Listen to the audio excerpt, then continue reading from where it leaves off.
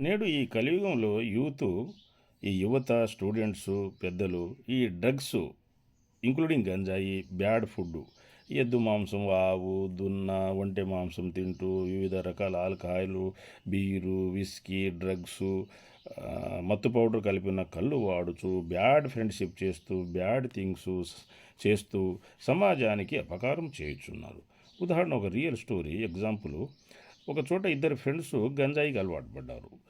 కొన్ని ప్యాకెట్లు మిగిలిన ప్యాకెట్లన్నింటినీ డాబా పైన ఓ చెత్త సామాన్లలో మూలకు దాచిపెట్టాను. ఒకరోజు తన తండ్రి డాబా క్లీన్ చేస్తూ, అరే ఇవేవో పొగాకు ప్యాకెట్లాగా ఉన్నాయి అని చెప్పేసి దూరంగా పడవేశాను. ఇది గమనించిన ఆ ఇద్దరు పొలంలో తండ్రిని పట్టుకొని ఒకరోజు తీవ్రంగా కొట్టి చంపాలనుకున్నారు.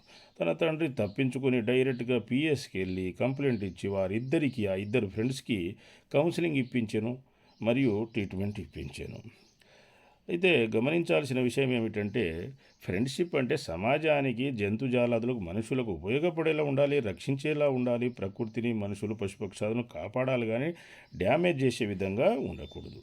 అలాగే మంచి ఇంజనీర్లు, డాక్టర్లు, సైంటిస్టులు, ఎక్స్పర్ట్సు, ఆర్మీ, మోడల్ ఫార్మర్స్గా మారాలి కానీ ఈ రకంగా చెడిపోకూడదు. బ్యాడ్ ఫ్రెండ్షిప్, బ్యాడ్ థింగ్స్కి, బ్యాడ్ హ్యాబిట్స్కి దూరంగా నుండవలెను. సమాజానికి మంచి సేవలు చేయవలెను.